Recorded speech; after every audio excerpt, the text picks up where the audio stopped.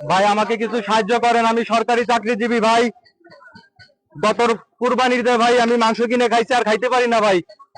আপনারা যদি পারেন আমাকে কিছু সাহায্য করেন। আমি সরকারি চাকরিজীবী ভাই, সরকার যে টাকা বেতন দেয় ভাই আমাদের চলে না, পরিবারকে সাহায্য করতে পারি না, আত্মীয় স্বজনকে কোনো সাহায্য করতে পারি না ভাই। দয়া করে আমাকে কিছু সাহায্য করুন ভাই। আপনারা যদি কিছু সাহায্য করেন ভাই, আমি গরুর মাংস কিনে খাবো ভাই। যদি আমাকে কিছু সাহায্য করতেন উপকৃত হতাম ভাই। আমি সরকারি চাকরিজীবী, সরকার আমাদের ভরণ পোষণ দিতে পারতেছে না ভাই। কিছু টাকা যদি দিতেন, চাচা যদি কিছু টাকা দিতেন। আমি সরকারি চাকরিজীবী, আমাকে কিছু টাকা দেন, সাহায্য করেন। গত কুরবানির সময় মাংস খাইছি, আর কোনো খাইতে পারি নাই, পরিবারকেও খাইতে পারি নাই, পরিবারকেও খাইতে পারি নাই। আমাদের কষ্টের কথা সরকার বোঝে না ভাই।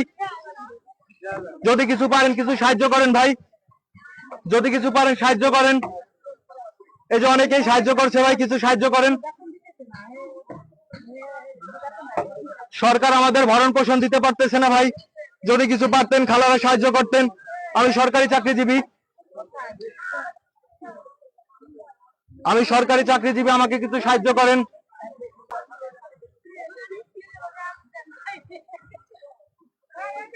আমি সরকারি চাকরিজীবী, আমাকে কিছু সাহায্য করেন।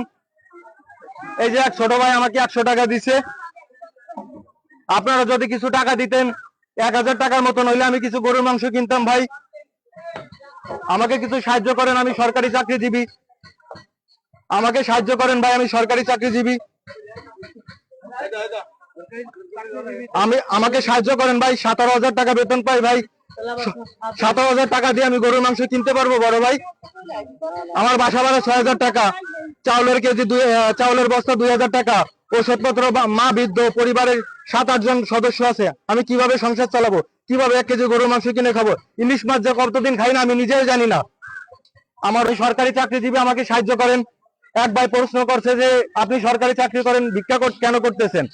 ভাই নিশ্চয়ই অবগত আছে যে স্যার কিছু সাহায্য করেন স্যার। আমি সরকারি চাকরিজীবী, কর্মচারী আমি সরকারের কর্মচারী, আমাকে কিছু সাহায্য করেন।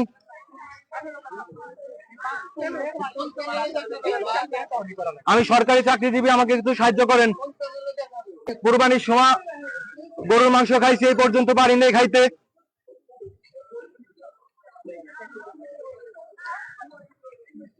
সাহায্য করেন ভাই, সাহায্য করেন। আমি সরকারি চাকরিজীবী, সাহায্য করেন আমাদের ভাই। সংসার চালাইতে পারতেছি না, এই জন্য রাস্তায় নামছি।